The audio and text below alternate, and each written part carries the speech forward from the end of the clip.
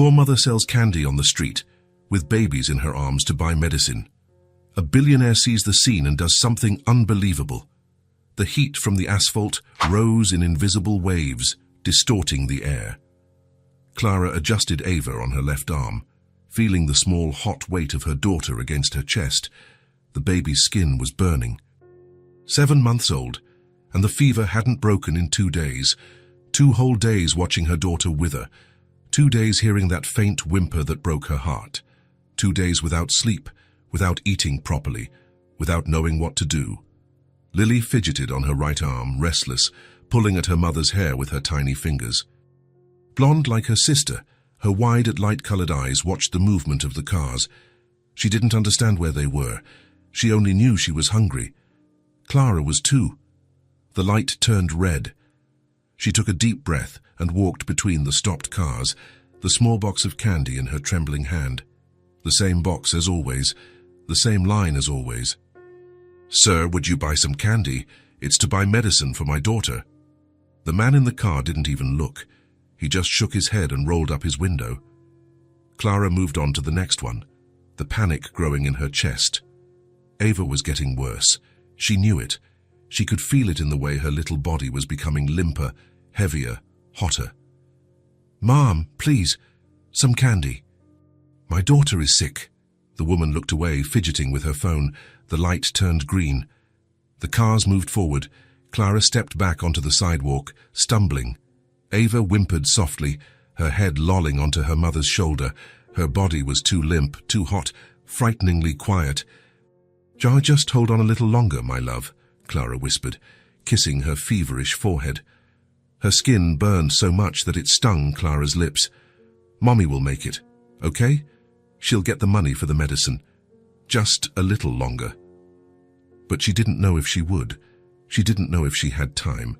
She didn't know if a simple over-the-counter medicine would be enough. It was mid-afternoon. She had sold 3 candy bars, 3 measly bars. It wasn't even enough for a box of Tylenol, let alone a doctor's visit. Her legs ached. Her back throbbed. Her arms felt like they were about to give out, the muscles screaming for a break. 2 7-month-old babies, for hours on end, weighed like lead. Every step was a battle against her own body, which was begging for rest, but she couldn't stop. Not now. Lily started to whimper. Clara knew what it was. Hunger. The morning's bottle was long gone. She herself hadn't eaten since last night. A piece of stale bread divided into 3 quick bites before leaving home. "I know, sweetie. I know." But Lily didn't understand. She only knew her belly ached, and Ava wasn't even crying anymore.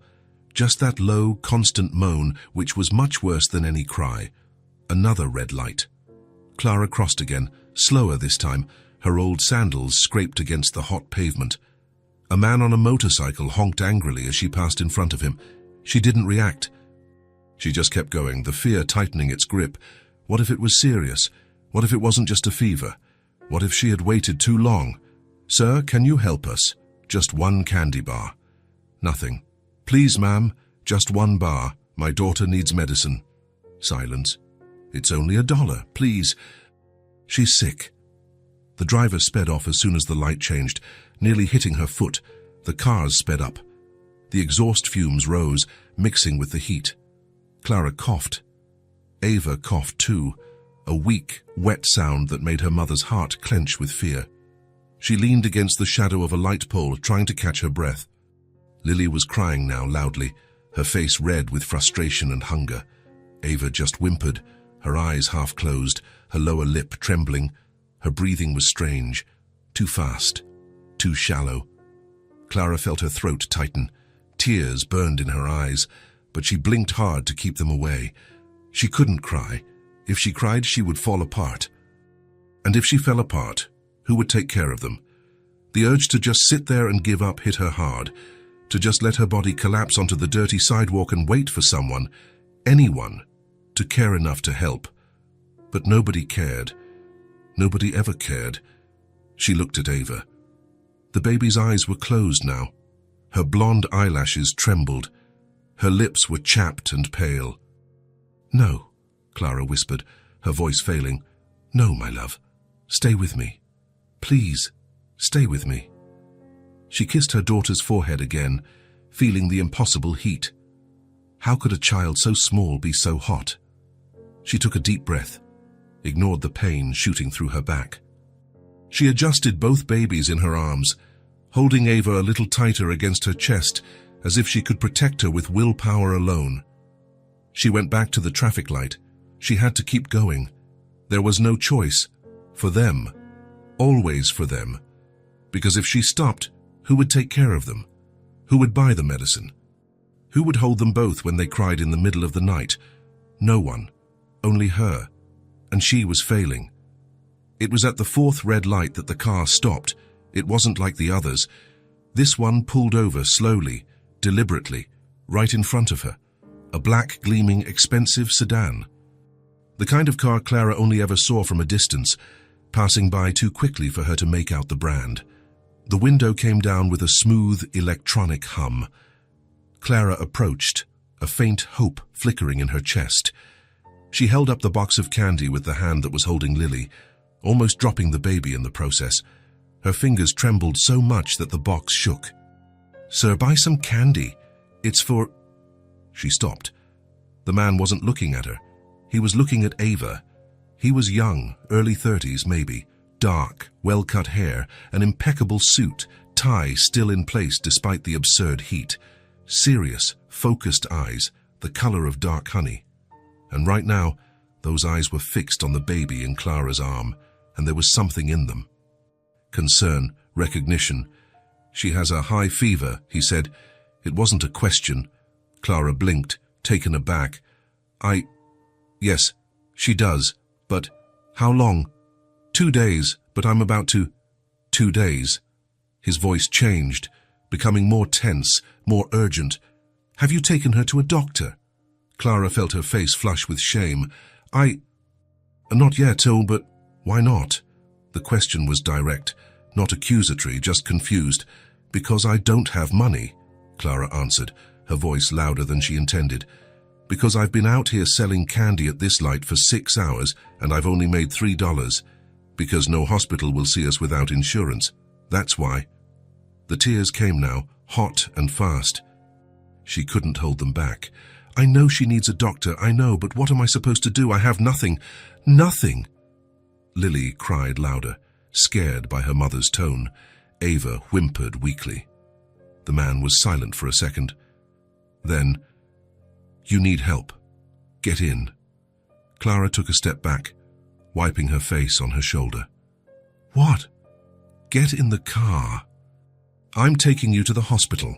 Her heart raced.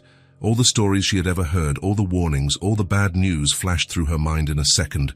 Men offering rides, women disappearing, children vanishing. "No, thank you. We're fine." "She is not fine."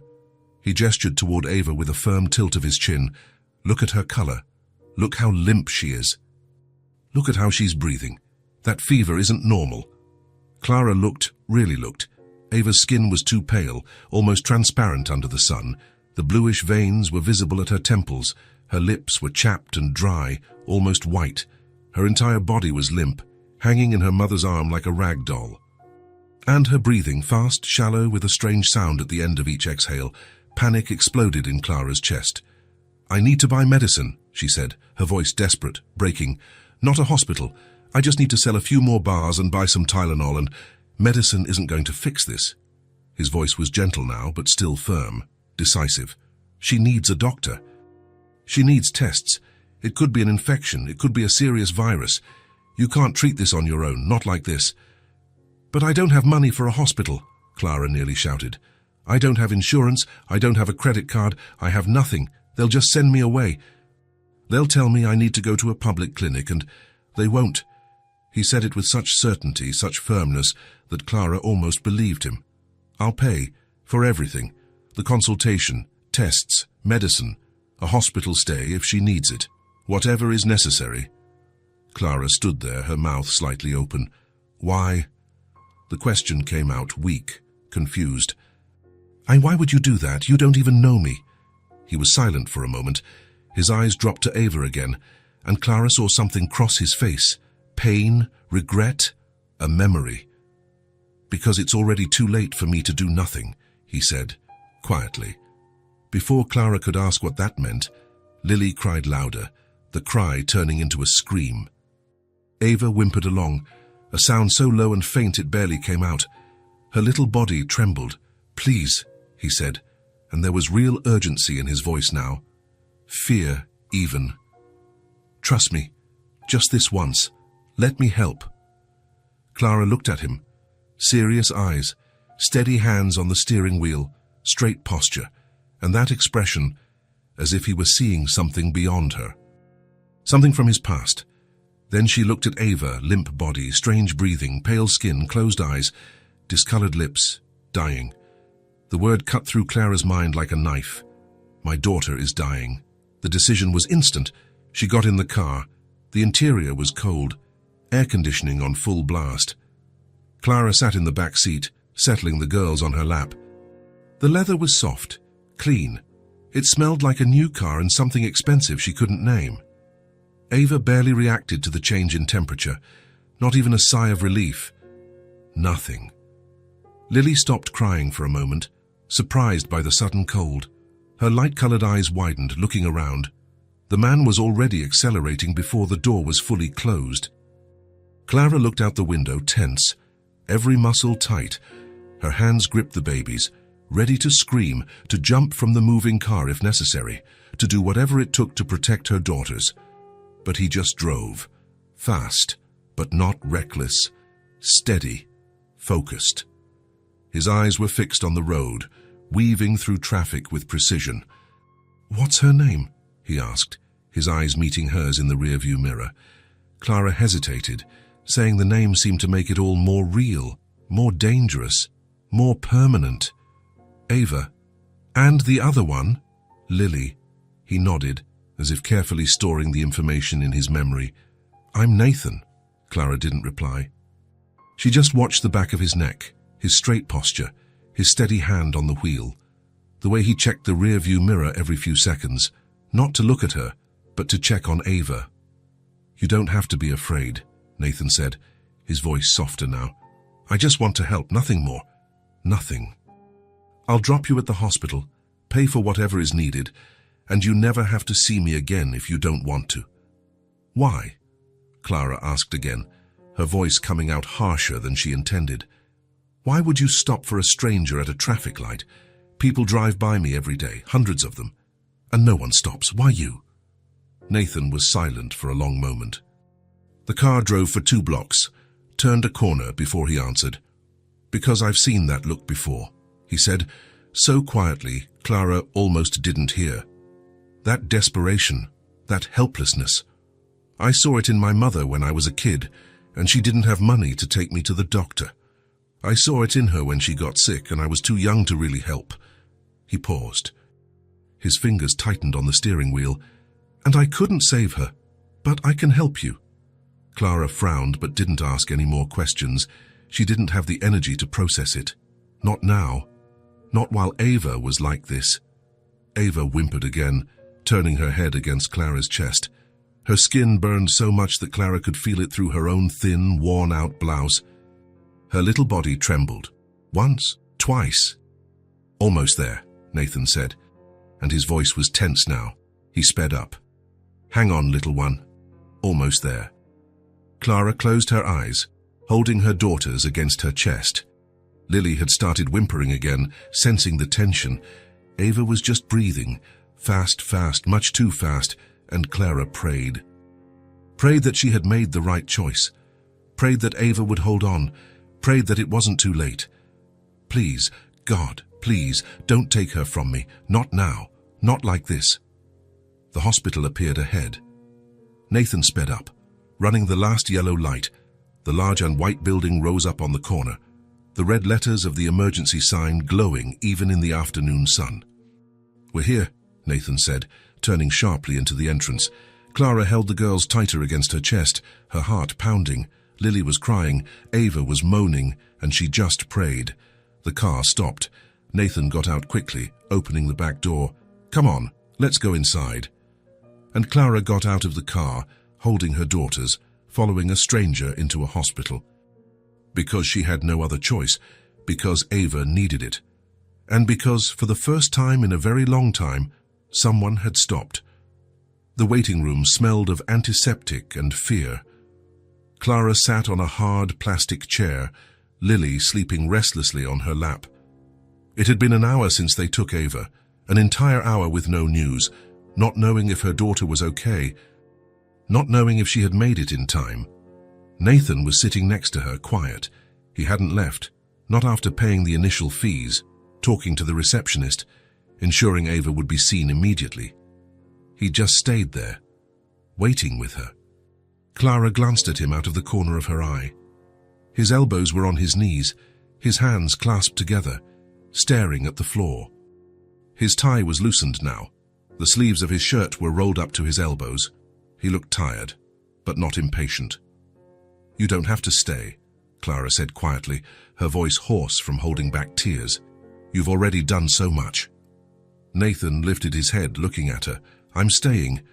It wasn't negotiable. It was simple. Direct. Clara didn't insist.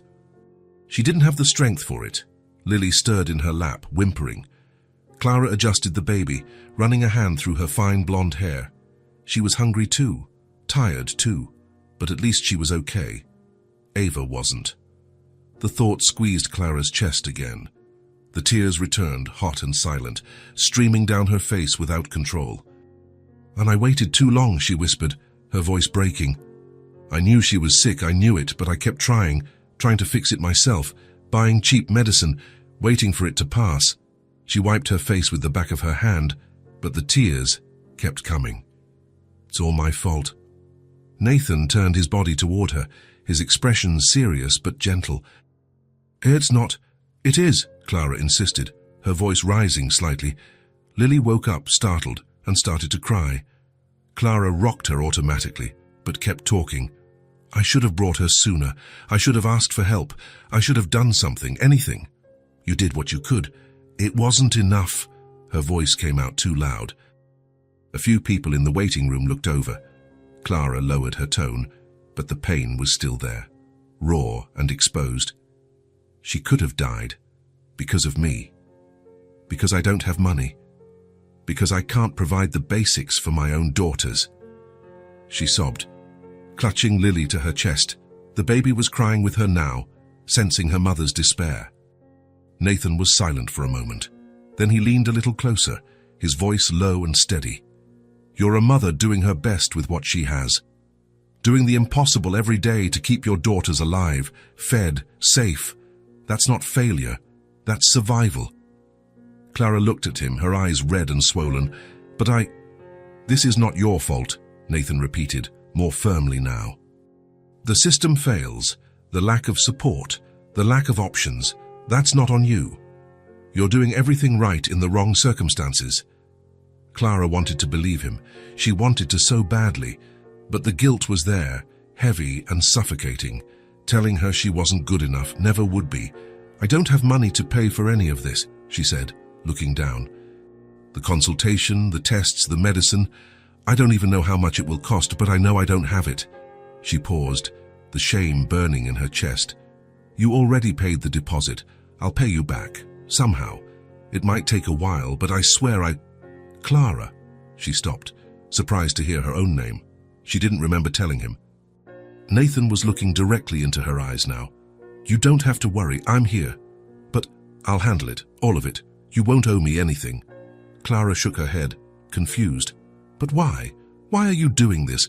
I don't understand." Nathan sighed, running a hand through his hair. For a moment he looked older, tired, carrying something heavy she couldn't see.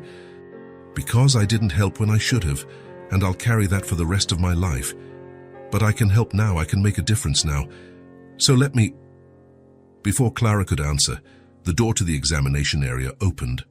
A young doctor came out in a white coat, her hair tied in a ponytail. She looked around and her eyes met Clara's. "Family of Ava?" Clara shot to her feet, nearly dropping Lily. Nathan stood up with her, a steady presence by her side. "That's me. I'm her mother. How is she? Is she okay? Please, tell me she—" The doctor held up a hand, gentle but firm. "She's stable." We've managed to bring the fever down, and she's responding well to the initial treatment." Clara let out a breath so deep she almost collapsed right there. Her legs gave way. Nathan steadied her with a firm hand on her arm. "But," the doctor continued, and her tone changed, "she has a serious infection. It likely started as something simple, but without proper treatment, it escalated. We're going to need to admit her, at least 3 days of intravenous antibiotics and constant observation."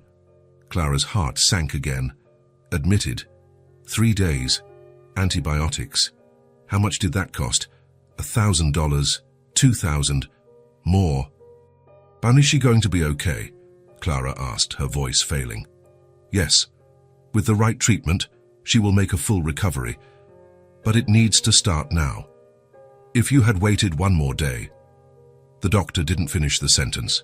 She didn't have to. Clara felt the tears returning.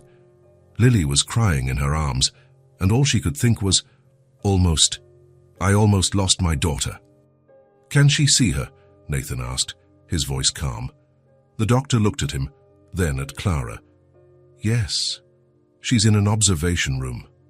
I'll take you." The room was small, clean, with white walls and fluorescent lights. Ava was in a small hospital bed with rails on the sides. There was an IV in her tiny arm, connected to a drip. Monitors beeped softly nearby. But she was breathing, peacefully. The color was already returning to her face. Clara dropped her bag on the floor and went to the bed, holding the rail with one hand, Lily with the other. The tears fell freely now, but they were different. They were tears of relief. "Hi, my love," she whispered, running her free hand through her daughter's blonde hair. "Mommy's here." "You're safe now." Ava didn't wake up. She just breathed, calmly. Clara looked over her shoulder. Nathan was standing in the doorway, watching silently. He didn't come all the way in. He just stood there, respecting their space. "Thank you," Clara said, her voice low but sincere, "for everything. I don't know what would have happened if you hadn't stopped." Nathan just nodded as if it were nothing, but it was everything. It was literally everything. The doctor returned a few minutes later with paperwork and information about the treatment. Clara listened, trying to absorb it all, but her head was spinning. Antibiotics every 6 hours, constant hydration, observation, blood tests every 12 hours. "And the costs?" Clara asked, hesitant. The doctor looked at the tablet in her hand. "It's already been taken care of. The gentleman here," she gestured to Nathan, "covered everything. The admission, medication, follow-up care. You don't need to worry about it." Clara turned to Nathan, stunned. You paid for everything?" "Yes. But that must have cost..." "It doesn't matter how much it costs." His voice was firm, final. "What matters is that she gets well." Clara didn't know what to say. She didn't know how to thank someone for something like this. There weren't words big enough, so she just whispered, "Why? Why are you doing this for us?" Nathan looked at Ava, lying in the bed, small and fragile but alive, "Because everyone deserves a chance, and because I couldn't give that chance to someone I loved. But I can give it to you." He looked at Clara again. "And I'm going to stay here until I'm sure all 3 of you are okay." Clara felt something break inside her. Not from pain, but from hope. From something she hadn't felt in so long she had forgotten its name, trust.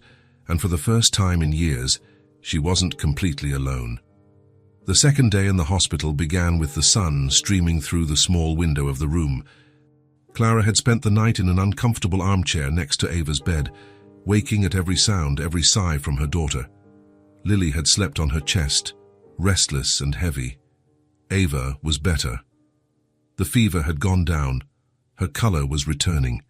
Her light eyes would open from time to time, still tired, but alive. Clara would exhale every time she saw her daughter breathing peacefully. The door opened.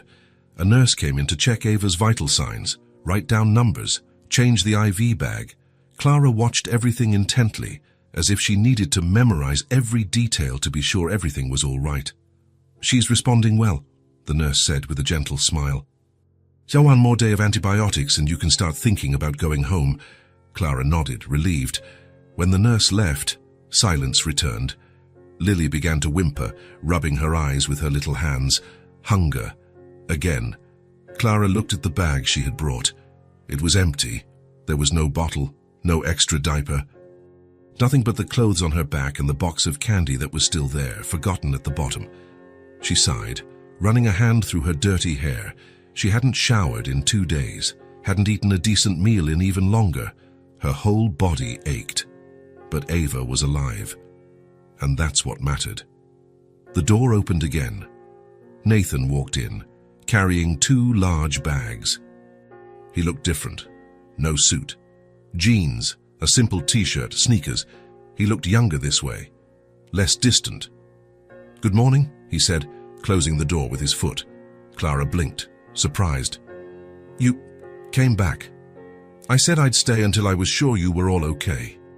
He placed the bags on the small table next to the bed. "Face, and I brought a few things." Clara got up from the armchair, Lily in her arms, and looked at the bags. Nathan began to take things out.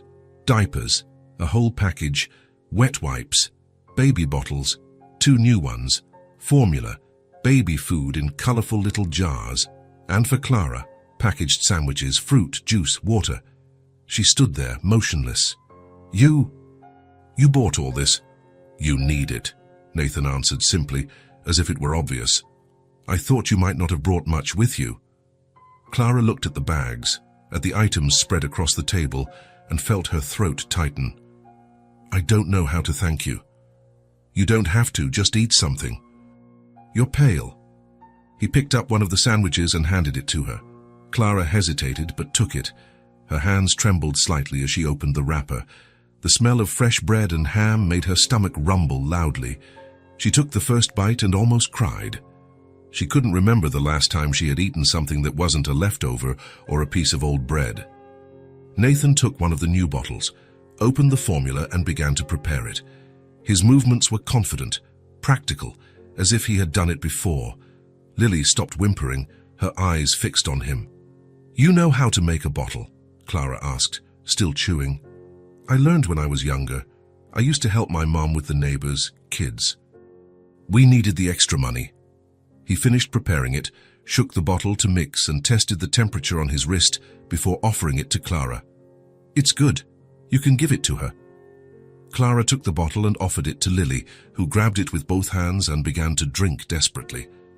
The room fell silent for a moment, just the sound of the baby suckling and Clara chewing slowly.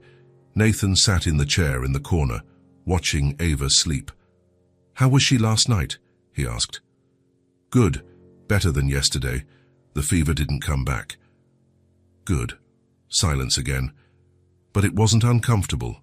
It was peaceful. Clara finished the sandwich and took another. She couldn't stop.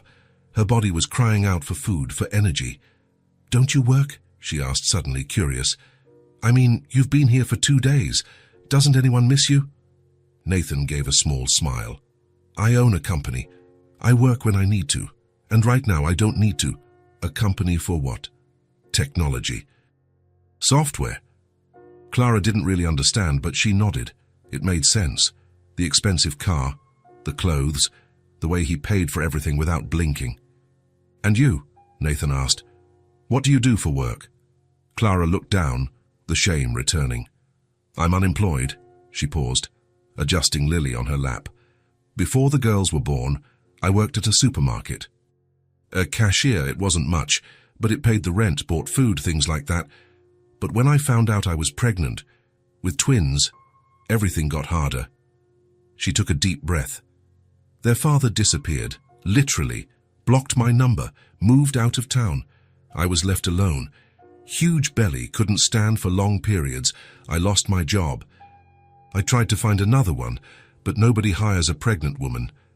And after they were born, as with 2 babies, nobody will hire me." Her voice was quiet, but steady. It wasn't self-pity. It was just the truth. "So I sell candy at the traffic light. It's what you can do with 2 kids in your arms. It barely makes anything, but it's what I have." Nathan was silent, processing. "And family. Anyone who can help." Clara shook her head. "I don't have anyone. My parents died when I was a teenager. I don't have siblings, no aunts, uncles, cousins, nothing. Just me and them. Lily had finished her bottle and was starting to doze off again. Clara rocked her gently, looking at her daughter with a mix of love and exhaustion. That's why I get so desperate when one of them gets sick, because if I fail, there's no one to take my place. No one.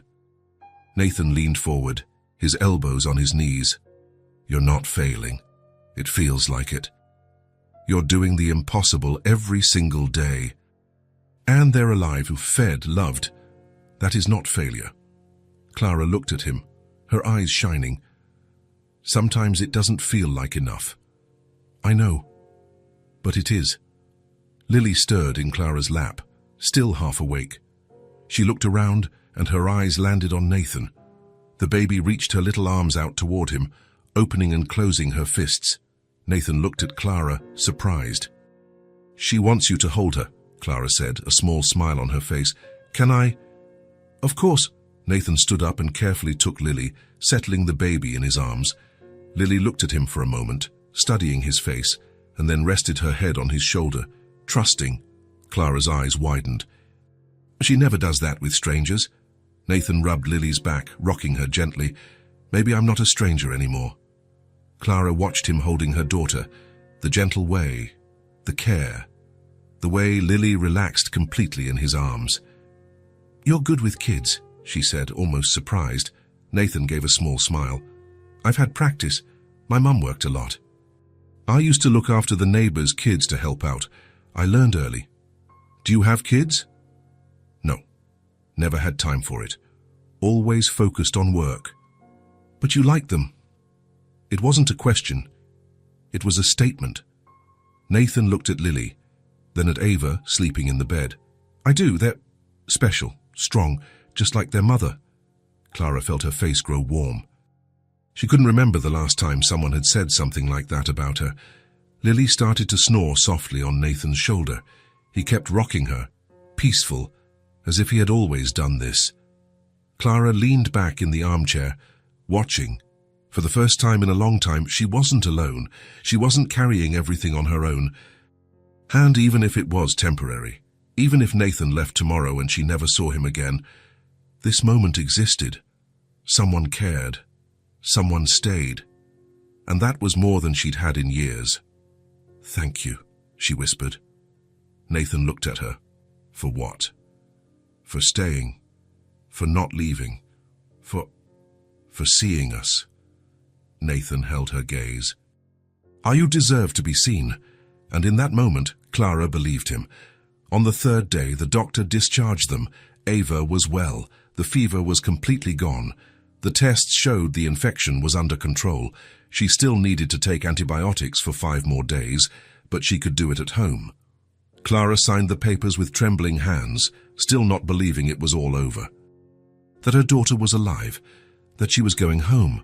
She looked at Ava, sleeping peacefully in the hospital bassinet, and felt her chest tighten with relief.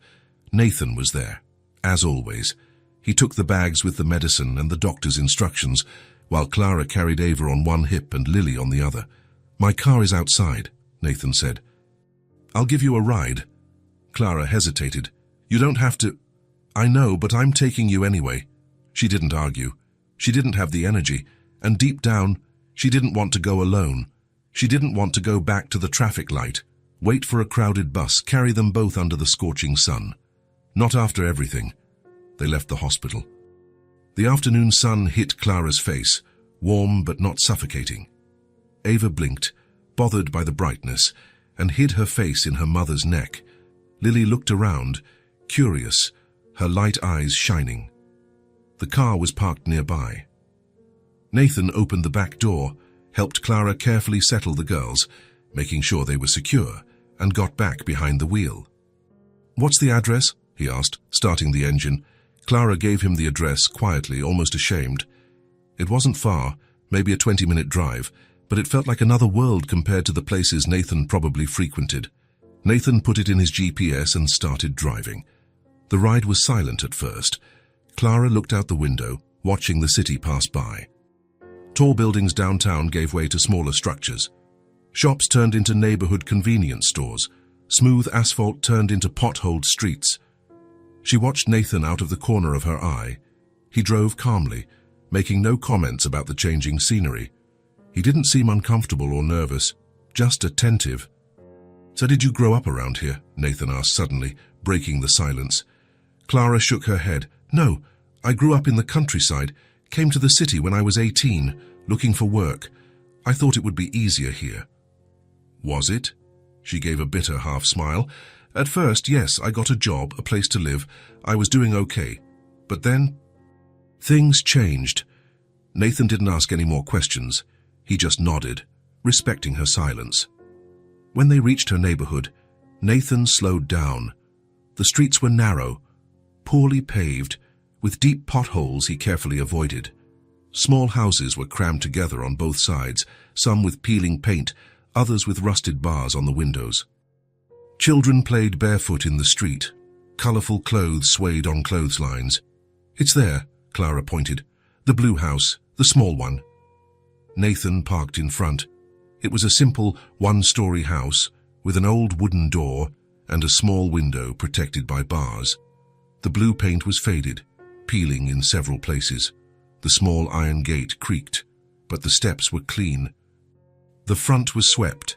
There was dignity in its simplicity. Nathan turned off the car and got out. Clara took the girls, settling Ava on her left hip and Lily on her right, and got out too.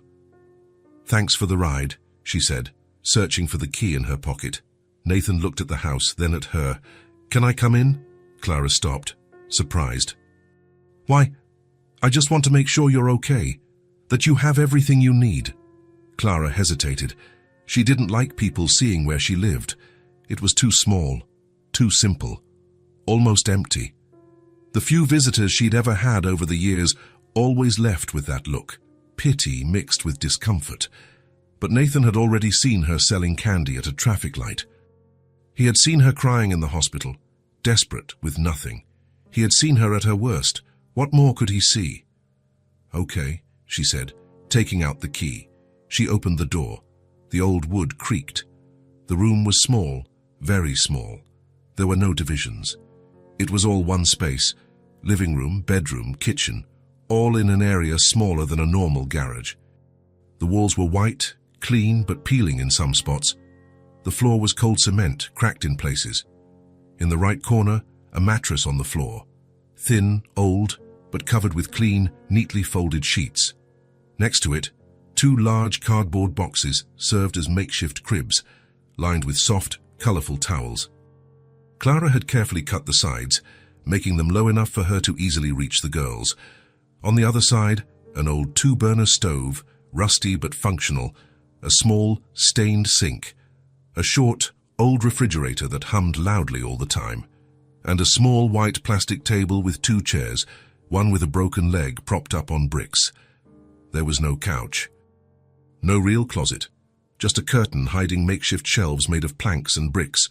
No television, no fan, almost nothing.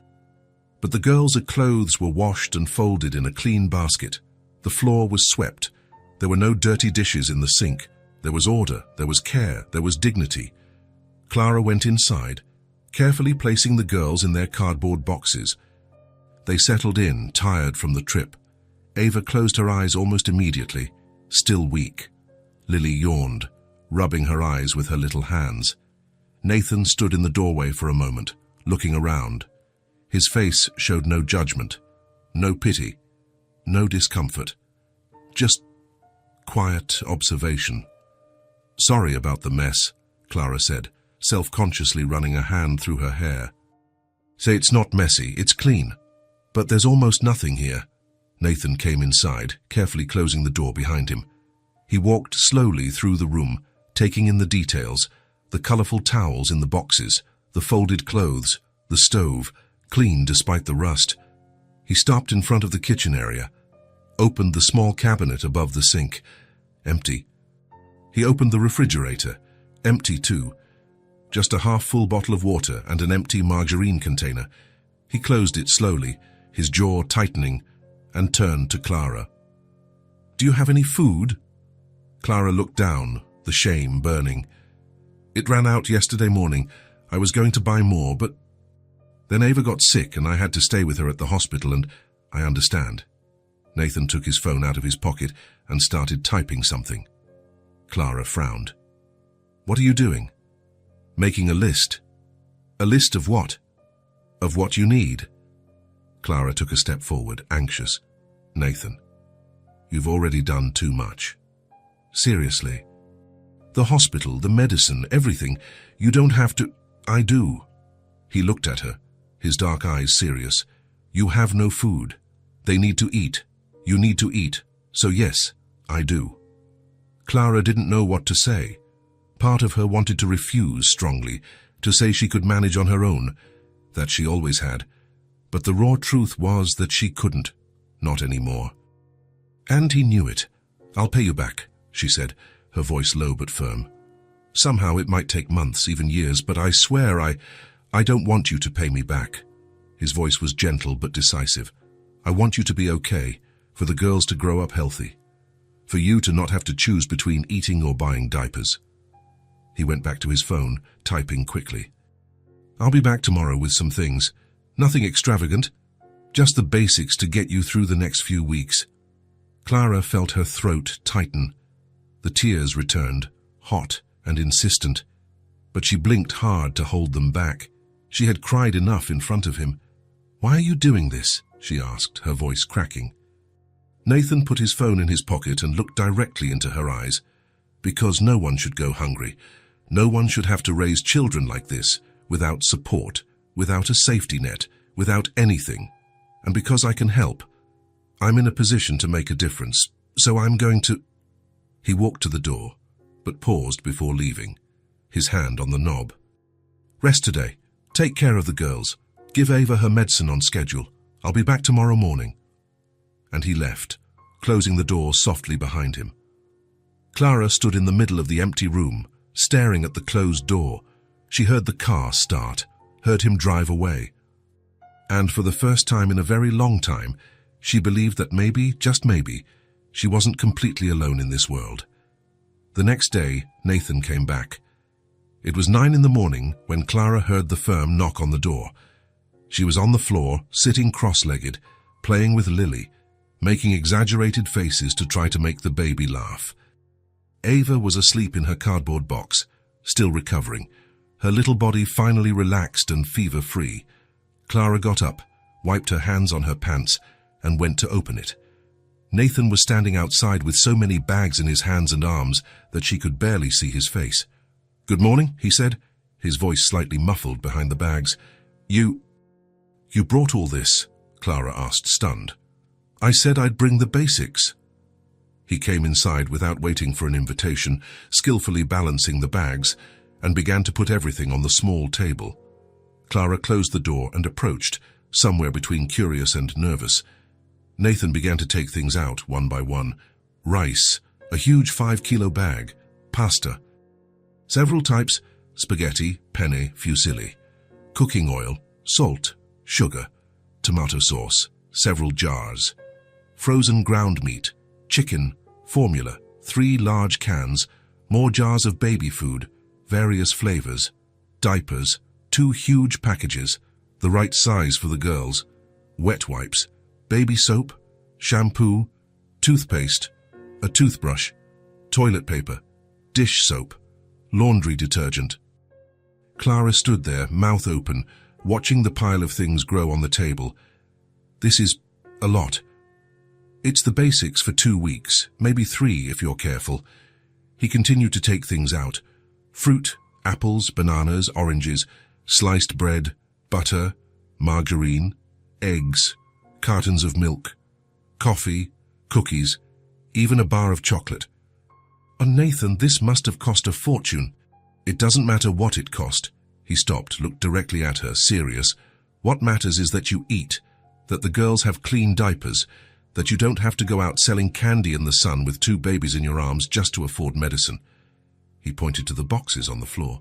No one grows up hungry. No one. And you're not alone anymore, understand? Clara felt the tears return. This time she didn't hold them back. She let them fall. I don't know how to thank you. I don't even know what to say. You don't have to say anything. Just use it well, and take care of them. He finished emptying all the bags and began to put things away in the empty cabinets. Clara helped, still processing everything, still trying to understand how this was happening. The cabinets filled up. Rice, pasta, sauce. The shelves that once held only dust now held real food. The refrigerator that had been empty now had meat, eggs, milk, fruit. When they were done, Nathan looked around, satisfied, and saw Lily crawling determinedly toward him. She tugged hard on the leg of his pants, demanding attention, her light eyes fixed on his face. Nathan smiled and easily scooped the baby into his arms. Lily let out a happy, high-pitched squeal. "She likes you," Clara said, wiping her face with the back of her hand. "I like her too, and Ava." Lily started pulling at his hair with her curious little hands. Nathan made an exaggerated, funny face, and the baby burst into a delightful laugh that filled the small room. Clara smiled. She couldn't remember the last time she had heard her daughters laugh like that. A real laugh, joyful, light. "Stay for some coffee," she offered, shyly. "It's not much, but I'd love to." Clara made coffee on the old stove, the good smell filling the space. She toasted some bread on a griddle, spread butter on it, put sugar in the coffee. It was simple, basic, but it was what she could offer, and it was made with care. They ate together, sitting on the wobbly, broken chairs. Lily sat on Nathan's lap, nibbling on a piece of bread softened with milk. Ava woke up in the middle of it, and Clara gave her a bottle, the baby suckling slowly, still weak but getting better. They talked about small things. The weather was cooler. How Ava was recovering well. How Lily was getting heavy, growing so fast. Normal things, everyday things. And Clara couldn't remember the last time anything in her life had been like this. Normal, light. When Nathan stood up to leave, Clara walked him to the door, Ava in her arms. "Thank you, again, for everything." "You're welcome, and if you need anything, any problem, call me." He wrote his number on a piece of paper he took from his wallet and handed it to her. "So any time of day, okay." Clara held the paper as if it were the most precious thing in the world. "Okay." Nathan stepped out into the morning sun, but before getting into his car, he stopped, as if he had remembered something. "Oh, I almost forgot one thing." He opened the trunk and took out a smaller paper bag. He walked back to the door and handed it to Clara. "Icy for them." Clara looked inside the bag. There were 2 toys, simple, made of colorful, durable plastic. A bright red rattle and a soft yellow teddy bear with black button eyes. She looked at Nathan, her throat too tight to speak. "It's the first time they've ever gotten a toy," she managed to say, her voice failing. Nathan smiled, a gentle, sincere smile. "Then I hope they like them very much." Clara held the bag against her chest. "They'll love them, I know they will." Nathan nodded, got in his car, and drove away. Clara stood in the doorway, barefoot on the cold cement, holding Ava and the bag, watching the car disappear around the corner. When he was completely gone, she went inside, closed the door, sat on the floor with the girls and showed them the toys. Lily grabbed the rattle with both hands and shook it, delighted by the loud noise. Ava held the yellow teddy bear, hugging it to her chest, her light eyes shining. And Clara cried. But this time, it wasn't from sadness. It wasn't from fear or desperation. It was pure gratitude. That night, after giving the girls a warm bath in an old basin, changing them into clean, new diapers, giving them bottles of real milk, and putting them to sleep in their lined boxes, Clara lay down on the thin mattress on the floor. The cabinets were full. The girls were fed, clean, safe. Ava was recovering. Lily was happy, playing with her rattle until she fell asleep. And for the first time in a very, very long time, Clara slept in peace, because she was no longer completely alone. Because someone had seen her. Someone had stopped.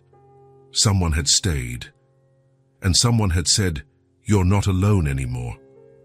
And she believed it. The weeks passed in a way Clara hadn't expected. Nathan came back. He always came back.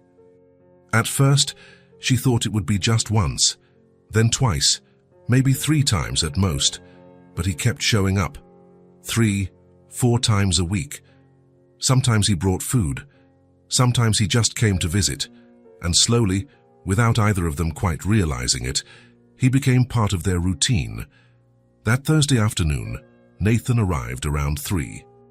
Clara was trying to get Ava to eat some mashed banana when she heard the familiar knock on the door. "It's open!" she shouted. Nathan walked in, already used to it. He didn't wear suits anymore. He came in jeans and a t-shirt, casual, comfortable. He had a small bag in his hand.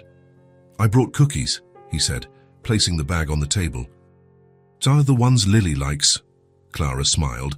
"She's going to freak out with happiness." Nathan came closer, watching as Ava turned her head away from the food for the 5th time. "She doesn't want to eat. It's a struggle today. I think she's teething. Can I try?" Clara handed him the spoon. Nathan sat on the floor next to Ava's cardboard box, took the bowl, and started making airplane noises with the spoon, making funny sounds. Ava looked at him, curious. She opened her mouth. Nathan took his chance and put the spoon in. Ava swallowed. "Good girl," he celebrated. Clara shook her head, impressed. "How do you do that?" "Old trick." "My mum taught me." Lily came crawling out of the kitchen, saw Nathan, and squealed with joy. She moved quickly, climbed into his lap without ceremony, and started tugging on his shirt. "Hi, little one," Nathan said, kissing the top of her blonde head, while continuing to feed Ava with his other hand. Clara watched the scene, Nathan on the floor with both girls completely at ease, and felt something strange in her chest, something warm, something she hadn't felt in a long time. Safety. In the following days, Nathan started bringing different things, not just food, but educational toys, activity mats, soft cloth books.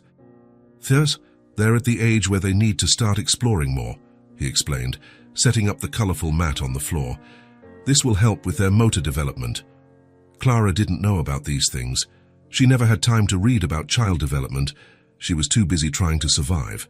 But Nathan knew, and he taught her patiently. He would place the girls on their tummies on the mat, spread toys around, and encourage them to reach. Ava was slower, still recovering. But Lily was determined, stretching her little arms, trying to grab everything. "That's it, Lily. Almost there." Nathan encouraged. Clara watched from a distance, sitting in the broken chair, drinking coffee, and she smiled. A real smile. It happened on a Tuesday. Nathan was on the floor with both of them as usual. Ava on one side, Lily on the other. He had spread colorful toys across the mat, encouraging them to move. Clara was in the kitchen, washing dishes, when she heard the shout, "Clara, Clara, come here!" "Quick!" She dropped everything and ran, her heart racing, thinking something was wrong. But when she got there, she saw Nathan pointing at the girls, his eyes shining. "Look, they're crawling." Clara looked. Lily was moving, really moving. Knees and hands on the floor, advancing clumsily but with determination toward the red rattle. Ava on the other side was also trying, and slower, but trying. "Oh my God," Clara whispered, her hand over her mouth. "Come on, Lily, you can do it," Nathan encouraged, holding the toy a little further away. Lily moved a little more. 2 movements, 3, and she grabbed the rattle, triumphant, shaking it in the air with a cry of victory. Nathan burst into celebration, clapping his hands. "Yes, you did it!" Clara knelt on the floor, her eyes full of tears. She picked Lily up, kissing her blonde head. "You crawled. My little girl crawled." Ava, not wanting to be left behind, moved too. 1 movement. 2. And she reached the yellow teddy bear that Nathan had placed nearby. Ava too. "Clara, look at Ava," Nathan shouted, picking up the baby and lifting her into the air. Ava giggled, holding her teddy bear. Clara cried. She cried with joy, with pride, with emotion. She took Ava from Nathan's hands and hugged both her daughters against her chest. "You two are amazing, amazing." Nathan sat there on the floor, smiling, not his usual half-smile, but a full cow's genuine smile, from someone who was truly happy. 2 weeks later, it happened again. Nathan was playing with Ava, showing her objects and saying their names. Look, this is a ball. Ava watched, attentive. And this here, see, teddy bear. He picked up the red rattle. And this? This makes a noise. Give me the noise. He shook it. Ava reached out her little hand. Gimme. Nathan froze. What? Gimme, Ava repeated, louder, looking at the rattle. Clara! Clara ran out of the bathroom, soap still on her hands. What is it? What happened? Ava talked. She said, Gimme. Clara's eyes widened. What? Nathan pointed at the rattle. Say it again, Ava. Ask for the rattle. Gimme, Ava said, stretching out her little arms. Clara dropped to the floor, scooped her daughter up, laughing and crying at the same time. You talked, my love, you talked. Nathan stood up, excited. First word. Clara, that's her first word. They celebrated as if it were Christmas. Nathan picked up Lily and started dancing with her around the tiny room. Clara spun around with Ava, kissing her face 1,000 times. Gimme! Gimme! Gimme! Ava repeated, amused by everyone's reaction.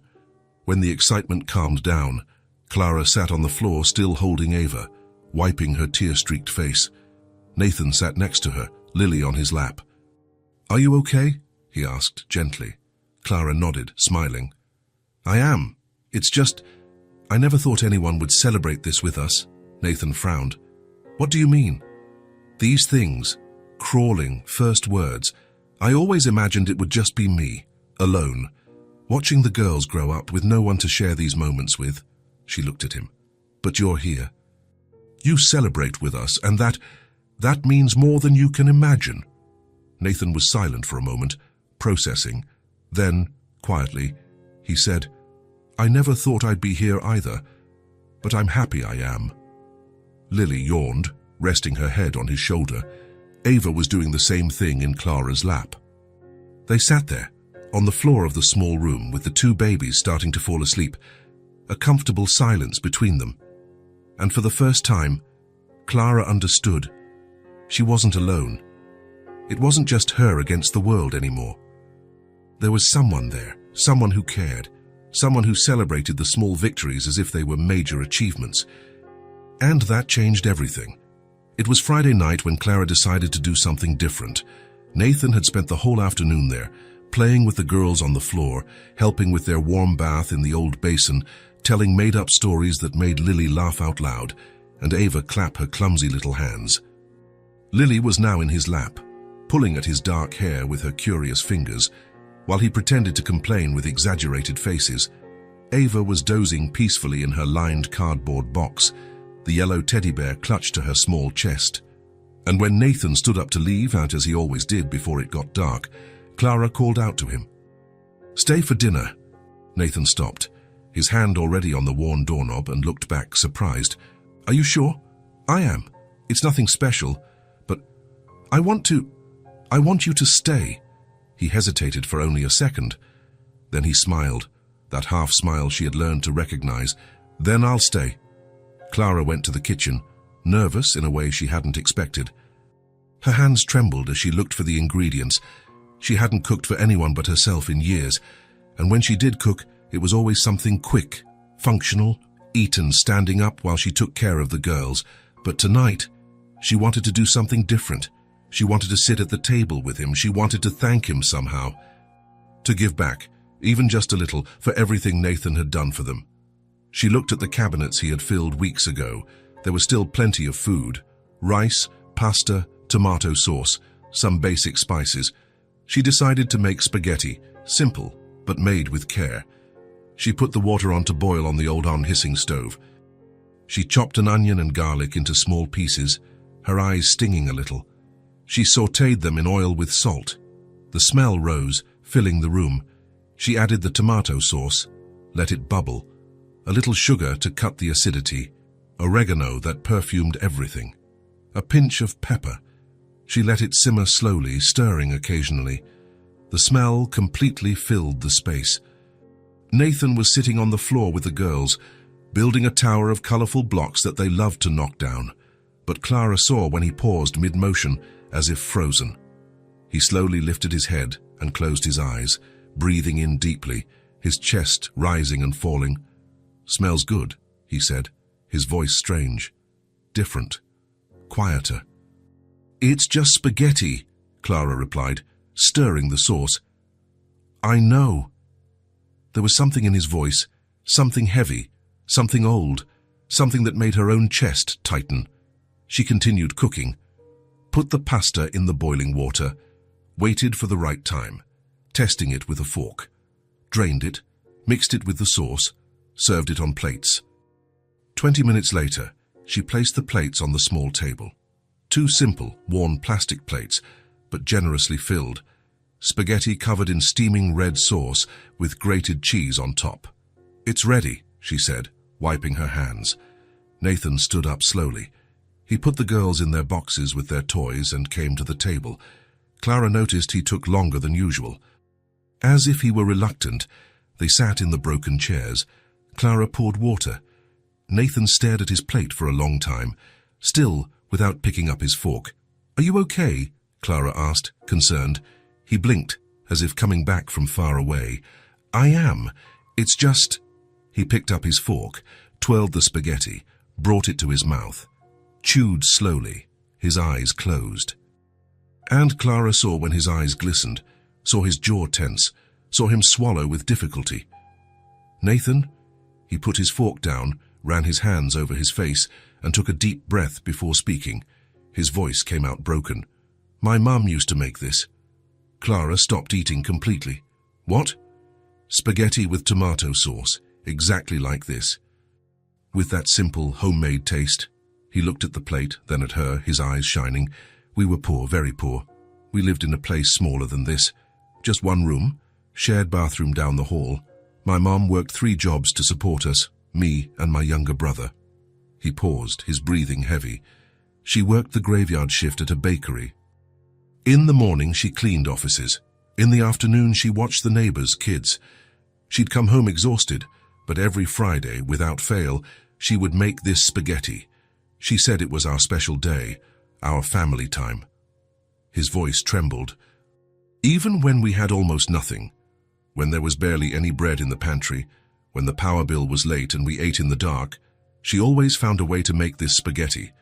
Always. Because she said we deserved to have something good, something that was just ours." Clara put her fork down, just listening. Her heart ached. Nathan had never spoken like this. He had never opened up about his past this way. "When I was 15, she got sick," he continued, his eyes fixed on his plate. "It started with fatigue. She said it was from work, from being on her feet all day. Then the pain started. She would hide it, didn't want us to worry. But I saw it. I saw her taking medicine in secret, holding onto the wall so she wouldn't fall." He clenched his fists. "When I finally convinced her to go to the hospital, and I only managed because she collapsed at work, it was already too late. Advanced cancer. The doctors said if they had found it sooner, maybe she would have had a chance, but she didn't.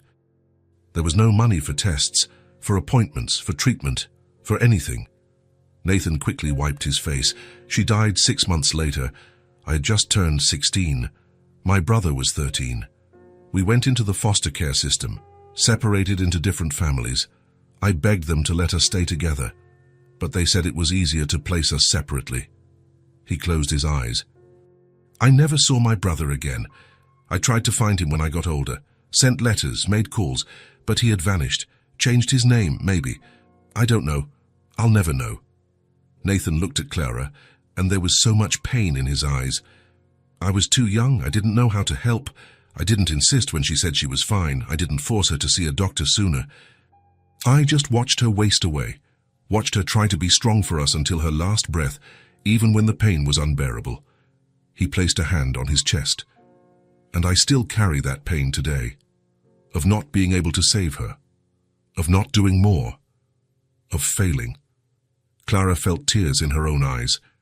"Nathan, you were a child on your own. I know that up here," he tapped his forehead. "But in here," he pressed his chest, "I still feel like I failed." He took a deep breath. "When I saw you that day, at the light, with a feverish Ava in your arms. I saw my mother. I saw that same exhaustion, that same desperate attempt to make the impossible work. And Ava was just like my mother was at the end, weak, burning with fever, too quiet. His voice broke, and I couldn't turn away. I couldn't. Because if I turned away, it would be like letting my mother die all over again, like failing all over again. Clara couldn't take it. She stood up in a swift movement, walked around the table, and stopped in front of him. Nathan had his face in his hands, his shoulders shaking. She took his hands and made him look at her. "You didn't fail," she said, her voice firm but gentle. "Not with your mother, and not with us." "I should have. You were a child, alone, with no resources, no support. You did what you could, and it was enough. Your mother knew that." She squeezed his hands.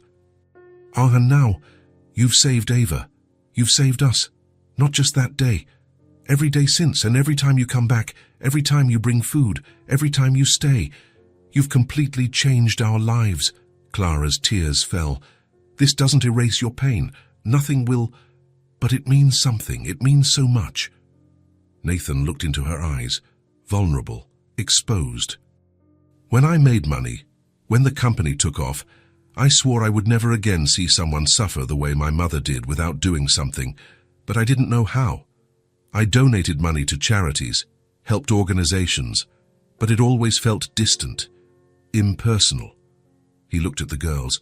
"Until you gave me the chance to make a real difference, to be present, to matter in a real way." Clara felt her throat tighten. "You matter more than you know, to me, to the girls." She went back to her seat. They ate in silence for a few minutes, a different kind of silence, deeper, more real. "Thank you for sharing that with me," Clara said softly. "I know it wasn't easy. I needed you to know. I needed you to understand why I'm here. It's not pity. It never was." "I know that now." Nathan finished his plate, took it to the sink, and came back. He sat closer this time. "And you?" he asked gently. "Their father." Clara tensed up. Her shoulders stiffened. "There's not much to tell." "Clara." She sighed. "We met at the supermarket where I worked. He was a customer. Nice, funny, made me laugh. We started dating. Everything happened too fast, but I'd been alone for so long that I just went with it." She poked at the rest of her pasta. "When I found out I was pregnant, he was happy at first. Said it would work out, that we'd be a family. But when we found out it was twins, he changed. He started disappearing, making excuses, and one day in my 7th month he was just gone, blocked my number, moved out of town." Her voice hardened. "I tried to find him. I tried to ask for help, but he made it clear to everyone that the girls weren't his problem, that I had to figure it out on my own." Nathan clenched his fists. "He doesn't deserve you. He never did." "I know. But at the time, I felt so alone.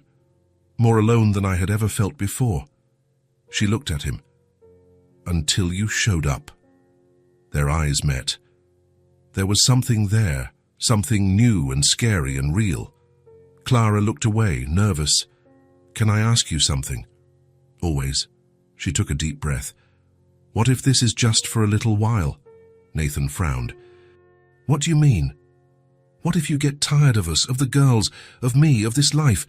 You have a company, a whole life out there, and we're complicated. We need a lot. What if one day you wake up and realize you don't want this anymore?" Her voice trembled. "I can't handle getting my hopes up, the girls' hopes, my hopes. What if you leave later?" Nathan was quiet for a long moment. Then he stood up, walked around the table, and knelt in front of her chair, taking her hands. "Clara, I don't know what the future holds. I can't promise that everything will always be perfect. That would be a lie." He squeezed her hands. "But I can promise you this. I will not just disappear. I'm not going to wake up one day and decide I'm tired of it. That's not how I work." He ran his thumbs over her fingers. "We'll figure it out. Together. One day at a time. No pressure. No rush. But I'm here, Clara, and I'm going to stay, as long as you'll have me." Clara felt the tears fall. What if I want you to stay forever? Nathan smiled, a genuine, full smile. Then I'll stay forever. She let out a sob and he pulled her into a hug. Clara rested her face on his shoulder and let herself cry, not from sadness, from relief, from finally believing she wasn't alone.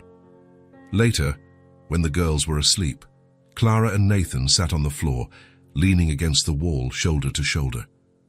Thank you for dinner, Nathan said quietly. It meant a lot. Thank you for staying. Always. Clara rested her head on his shoulder. Nathan put his arm around her. Now you have us, Clara whispered. Nathan kissed the top of her head. And you have me, completely. That night, in the small room, with 2 babies sleeping safely and an empty plate in the sink, something changed. They were no longer strangers brought together by circumstance. They were no longer just a mother in need of help and a man trying to redeem his past.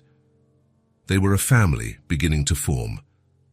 Different, imperfect, full of painful stories, but real, true. And that was more than either of them had dared to dream. The first day without Nathan was just strange. Clara waited for the familiar knock on the door in the afternoon, as had happened every day for the past few weeks. She waited to hear the sound of his car parking. She waited to see him walk in with that half smile, bringing something or just coming to spend time with them. But he didn't come. He must be busy, she told herself, adjusting Lily on her hip while preparing Ava's bottle.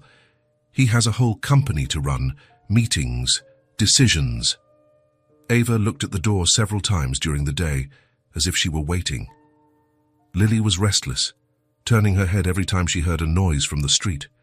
They felt it. Even so small, they felt his absence. That night, Clara checked her phone for the 10th time. No messages, no calls. It's okay. One day is normal. He has his own life. Responsibilities. She put the girls to sleep, singing softly, and tried not to think about it, but she thought about it all night. On the second day, the worry started to grow. Clara woke up and immediately checked her phone. Nothing. She spent the day looking out the window. Every car that passed made her heart race. None of them stopped. She took out the piece of paper where Nathan had written his number. She kept it in a drawer like a treasure. She stared at it for a long time, the phone trembling in her other hand. Should she call, send a text? But what if he was just busy? What if she seemed needy? She put the paper back. Lily cried more than usual. Ava was too quiet, uninterested in the toys he had brought. He'll be back, Clara told them, trying to convince herself. He always comes back. But the doubt was there, small and poisonous. On the third day, the fear took shape. Clara spent the day obsessively checking her phone. With every notification, her heart pounded. It was never him. She prepared food using the groceries Nathan had brought. Every item was a reminder of him. The rice, the pasta, the diapers in the right size. What if he didn't come back? What if it was all over? What if she had to go back to the traffic light? Stop, she told herself. Stop thinking like that. But she couldn't. That night, after hesitating for hours, she picked up her phone and typed, "Hey, is everything okay?" She stared at the screen. Her heart pounded. She sent it. The message was delivered, but it wasn't read. Clara waited. 1 hour, 2, 3. Nothing. She slept with the phone next to her pillow. The message remained unread. On the 4th day, anger set in. Clara woke up and checked her phone, still unread. "Of course," she muttered bitterly. "Of course he disappeared." Lily cried for attention, but it took Clara a moment to pick her up. She was tired of waiting, tired of believing. "It was too good to be true," she said out loud while changing a diaper. I knew it would end like this." Ava looked at her with huge, frightened eyes. "I'm sorry, my love," Clara whispered, picking up the baby. "Mommy is just tired." But it wasn't just tiredness. It was disillusionment. It was fear. It was the feeling of abandonment returning with a vengeance. He had said he would stay. He had promised. He had held her hands and said he wouldn't disappear, so why had he vanished without a word? Clara went through the day on autopilot, but inside, she was falling apart. On the 5th day, resignation came. Clara didn't check her phone when she woke up. She didn't wait for a knock on the door. She just went about her day one step at a time. The girls were more tearful. Lily refused to eat. Ava clung to her the whole time, not wanting to be alone for even a second. They knew. They felt his absence like a hole. "I know you miss him," Clara said as she rocked them both. "I miss him too." But maybe it was for the best. Better for it to end now than later when they were even more attached. There was food in the cabinets for a few more weeks. After that, she would go back to the traffic light, back to her old life, as if Nathan had never existed. The thought hurt more than she expected. On the 6th day, Clara finally cried. She had tried to hold it in all day. She took care of the girls, prepared food, cleaned the house. She functioned as she always did. But at night, when she finally put the girls to sleep, when silence filled the room, she broke down. She sat on the floor, leaning against the cold wall, and let the tears fall. She cried quietly so as not to wake them. She cried for believing, for trusting, for letting the girls get attached, for getting attached herself. She cried because it had been too good. Because for the first time in years she had felt less alone, because she had started to dream of something different, and now she was back to reality. Alone, as always. "I'm an idiot," she whispered in the dark. An idiot for believing. She looked at her phone one last time. The message still hadn't been read. He wasn't going to answer. He wasn't coming back. On the 7th day, Clara made a decision. She woke up determined. She was going to move on. She was going back to her old routine. She was going to forget Nathan ever existed. She dressed the girls carefully, picked up the old box of candy. She looked at it for a long, painful moment. She had to go back to the light. There was no choice. She was about to leave, her hand on the doorknob, when she heard a knock on the door. Clara's heart literally stopped. Then it started pounding. She didn't move for several seconds, just stood there, frozen. The knock came again, louder. With trembling hands, Clara slowly opened the door. Nathan was there, but it wasn't the usual Nathan. He was visibly exhausted. Deep dark circles under his eyes, unshaven, wrinkled clothes. He looked like he hadn't slept in days, but his eyes were steady, focused, determined. "Clara." She said nothing, just stared, all the emotions of the last week exploding at once. Anger, relief, fear, joy, pain. "Can I come in?" Nathan asked, his voice hoarse. Clara stepped aside. He came in and closed the door, standing just inside. The girls were in their boxes. Lily saw him first. She squealed with joy, reaching out her little arms. Ava looked, and her eyes instantly filled with tears. Nathan went to them quickly, kneeling down. He scooped them both up, one in each arm, and closed his eyes tightly, holding them against his chest. "I missed you," he said quietly, his voice breaking. "So much." Clara stood there, watching. The lump in her throat prevented any words. After a long moment, Nathan gently put the girls back down and turned to Clara. "I'm sorry," he said, and his voice was heavy. "I'm sorry for disappearing, for not texting, for leaving you without any news." Clara crossed her arms, protecting herself. "Where were you?"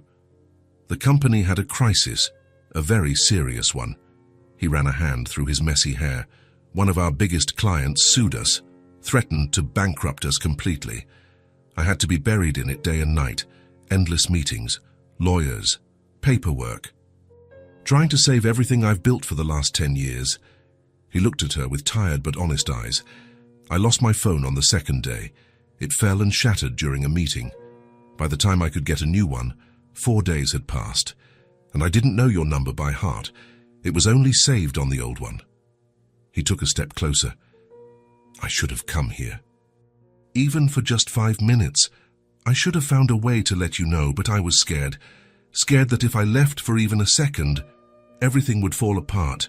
And if I lost everything, how could I keep helping you?" His voice got lower. But I didn't stop thinking about you for a second. Every meeting, every document, every decision, I was thinking about you. About coming back. About explaining. Clara felt the tears returning. I thought you had left. That you had given up on us. Never. Nathan took another step. Never, Clara. I told you I wouldn't disappear. And I failed. I know I failed. But it wasn't because I wanted to. It wasn't because I gave up. He stopped in front of her. And in the middle of all that chaos, there was a moment where I stopped and thought, what am I doing? Why am I fighting so hard to save a company if the people who really matter are waiting for me? He took her hands firmly, and I realized I want more than this, more than just helping, more than just showing up once in a while. Nathan looked deep into her eyes. If you'll have me, we can be a family, for real, not just visits, but a real family. Me, you, the girls, together, every day. Clara stood still, processing his words. What? I want to be a part of your lives, truly. I don't want to leave every day anymore. I want to wake up here. I want to watch the girls grow up. I want to be present for every moment. He squeezed her hands. I want to be their father. If you'll let me. Clara's tears fell uncontrollably. Are you sure? Absolutely. More sure than I've been about anything in my life. Clara closed her eyes, took a deep breath. When she opened them, she looked right at him. I want that too. Nathan let out a huge sigh he seemed to have been holding for days. Really, really, I want it. I'm scared, but I want it. He pulled her into a tight hug. Clara melted into him, feeling the solidness, the safety, the realness of his presence. It's not going to be easy, she murmured against his chest. There will be hard days. Problems. I know, but we'll solve them. Together. Clara looked up at his face. Together, she repeated. Nathan smiled. That full smile she loved so much. The girls started making noise, wanting attention. He picked them both up and sat on the floor. Clara sat down beside him. And there, in that small room with two blonde babies laughing between them, something solidified. It was no longer a possibility. It was no longer an uncertain hope. It was a decision. It was a commitment. It was a family. For real. 6 months later, everything was different. Clara woke up to the sun streaming through the bedroom window. Not the tiny room from before, but a real bedroom in a real house. She turned over in bed. Nathan was already up. She heard noises coming from the kitchen, high-pitched laughter, his deep voice talking animatedly. She smiled.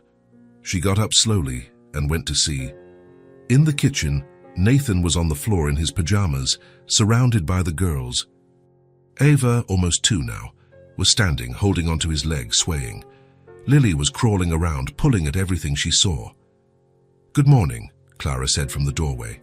Nathan looked up, smiling that smile she loved so much. Good morning. I tried not to wake you. It's okay. I slept well.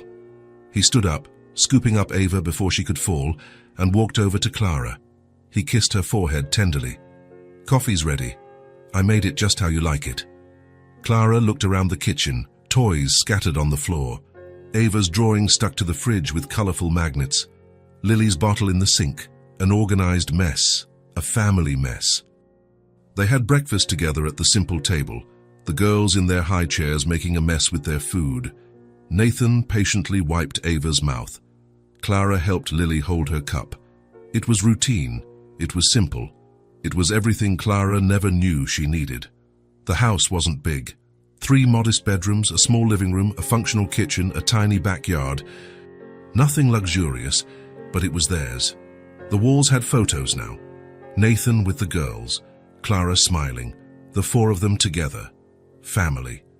That afternoon, after the girls' nap, Nathan came into the living room with a different expression. Serious, but not worried. Determined. Clara, I need to talk to you about something important. She looked up from the couch where she was folding clean laundry.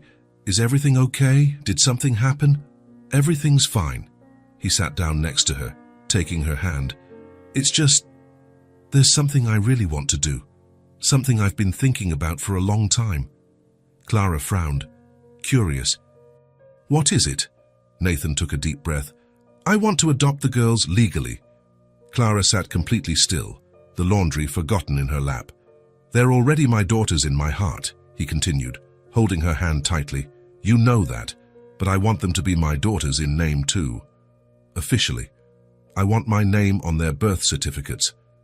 I want them to have full legal protection. I want that if something happens to me or to you, they have every right. I want official permanence. He looked deep into her eyes. I know it's serious. I know it's permanent, but that's exactly what I want. Permanence, total commitment. A real family. On paper too, not just in our hearts. Clara felt her throat tighten with emotion. Are you absolutely sure? Completely. I've never been more sure of anything in my life. She looked at him, at his sincere eyes, at the face that had become so essential, so much a part of her. Then yes, I want that. I completely agree. Nathan smiled, relieved and happy. Really, they're as much yours as they are mine. He pulled her into a tight hug. The following weeks were filled with paperwork, lawyers, and bureaucratic processes. Nathan handled everything with patience and determination.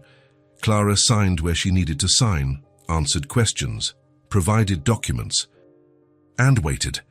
2 weeks later, on an ordinary Thursday afternoon, Nathan came home earlier than usual. Clara was in the kitchen seasoning chicken for dinner. The girls were playing loudly in the living room with colorful blocks. Clara, Nathan called from the doorway, his voice strange, emotional. She turned around. He was standing there, holding a manila folder. His eyes were glistening with moisture. It came. Clara's heart sped up. What? He walked in slowly, placed the folder on the table. He opened it with hands that were trembling slightly. He took out the papers, official documents, with stamps, signatures, government seals. The adoption was approved. It's official now. Legal. Permanent. He showed her the documents, his hands shaking with emotion. Clara saw the names printed in official letters. Ava Santos Miller, Lily Santos Miller, both last names, hers and his, together. Look here, Nathan said, pointing, his voice failing. Father, Nathan Miller. It's here. On paper. Official. Real. Forever. Clara covered her mouth with her hands. The tears came instantly, hot, impossible to hold back. Nathan dropped the papers on the table and held her face in his hands. They have both our last names now. Yours and mine. Because they're our daughters. Both of ours. Clara couldn't hold it in anymore. She completely broke down. She cried loudly, not caring. Nathan pulled her into a tight hug. Thank you, she sobbed against his chest. Thank you for staying, for not giving up, for choosing us, for doing this. You don't have to thank me. This is exactly where I want to be. It's the best thing I've ever done in my life. He held her face, wiping away the tears with his thumbs. You're my family now, my real family, and I'm never leaving. Never again. The girls, sensing the intense emotion in the air even without understanding, came over to them. Lily tugged on Nathan's pants. Ava lifted her small arms, wanting to be held. Nathan bent down and picked them both up at once, one in each arm. Hi, my daughters, he said, and his voice trembled deeply. My real daughters. Official, legal. On paper and in my heart. Forever. Ava laughed, not understanding but feeling the joy. Lily clapped her hands excitedly, thinking it was a game. Clara looked at the three of them together, Nathan holding the two blonde girls, all of them laughing, all of them there, all of them hers, and she felt something she hadn't felt in years, complete peace, true peace, deep belonging. A real family. That night, after a simple but delicious celebratory dinner, after putting the girls to sleep with soft singing and more kisses than usual, Clara and Nathan sat together on the old couch. Do you think they'll understand one day? Clara asked quietly, her head resting on his shoulder. When they're older, how much this means. What you did. I think so, eventually, Nathan said, putting his arm around her. When they're old enough to understand what family, choice, and commitment are, they'll understand that I chose them, that I wanted to be their father. He paused. And if they don't understand the full depth of it, that's okay too. What's really important is that they will never, ever doubt that they are loved, that they are wanted, that they belong. That's what really matters.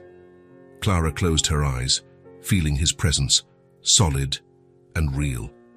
I never thought I'd have this, she confessed softly. A real family, a home, someone who would stay. I didn't think I'd have it either, Nathan admitted. I spent years focused only on work, on building a company, on making money. I thought that was enough, but it wasn't. It never filled the emptiness. He kissed the top of her head. Until you. The three of you filled everything. You gave me a real purpose. You gave me a family. You gave me a home. They sat in comfortable silence, just existing together. They're ours now, Nathan said after a while. Officially, legally, forever. Nothing can change that. It's on paper. It's in the law. It's in our hearts. Forever, Clara repeated, liking the sound, the weight, the meaning of the word. And in that simple house, with toys scattered on the floor, children's drawings on the fridge, and two blonde girls sleeping safely in the next room, everything finally made complete sense. It wasn't the perfect family from a fairy tale. It had